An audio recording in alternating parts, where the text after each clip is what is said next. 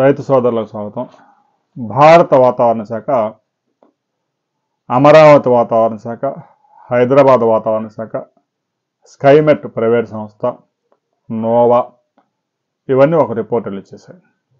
ఇప్పటికే ఉత్తరాంధ్ర, ఉభయ గోదావరి, కృష్ణా, గుంటూరు జిల్లాలతో పాటుగా రాయలసీమ ప్రాంతంలో ఉపరితల ఆవర్తనం కొనసాగుతూ ఉంది 3.5 కిలోమీటర్ల ఎత్తులో.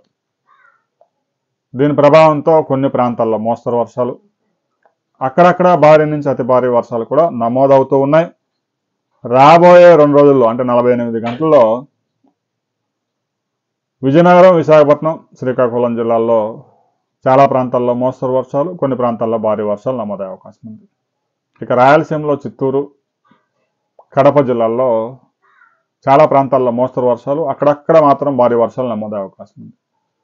ఇక ఉభయ గోదావరి, కృష్ణా, గుంటూరు, అనంతపురం, కర్నూలు జిల్లాల్లో మోస్తరు వర్షాలు, 1-2 ప్రాంతాల్లో మాత్రం 3 నుంచి 4 సెంటీమీటర్ల భారీ వర్షాలు నమోదయ్యే అవకాశం ఉంది.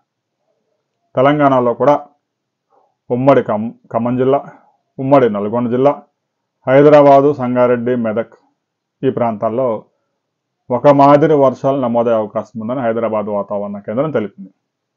నైరుతి ఋతుపవనాలు నిష్క్రమిస్తూ ఉన్నాయి. మరో 15 రోజుల్లో ఆ ప్రక్రియ పూర్తయిపోతుంది.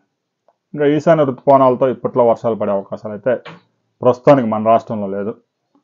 అయితే వచ్చే నెలలో పెద్ద ఎత్తున వాయుగుండాలు ఏర్పడే అవకాశం ఉంది అనే రిపోర్ట్ అమెరికాకు చెందిన వాతావరణ సంస్థలు విడుదల చేశాయి. IMD కూడా అదే విషయాన్ని రుజువు చేశాయి. సహజంగా నవంబర్ అంటేనే తుఫాన్ల మాసం, వరికోతలు ప్రారంభం అవుతూ ఉన్నాయనగానే ఇంకా అల్పపీడనాలు, వాయుగుండాలు, తుఫాన్లు విరుచుకుపడతాయి. నవంబర్ నెలలో కనీసం 4-5 అల్పపీడనాలు, వాయుగుండాలు వస్తాయి. అవన్నీ ఎక్కడ తీరం దాటుతాయి అనే దాని మీద వరి సాగు చేసిన రైతు భవిష్యత్తు ఆధారపడి ఉంటుంది.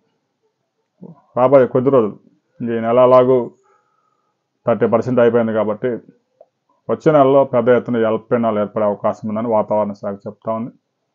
ఇంకా 50 days, 60 days రిపోర్ట్స్ ఇప్పుడే ఇంకా క్లారిటీ, ఫుల్ ఫ్యూచర్ క్లారిటీ రాదు కాబట్టి క్లారిటీ వచ్చిన తర్వాత మరిన్ని వివరాలతో ఎప్పటికప్పుడు మీ ముందుకు వాతావరణ విశేషాలతో వస్తూ ఉంటాను. ప్రతి వారు లైక్ చేయండి, కామెంట్ చేయండి, వీడియో నచ్చితే సబ్స్క్రైబ్ చేసుకోండి.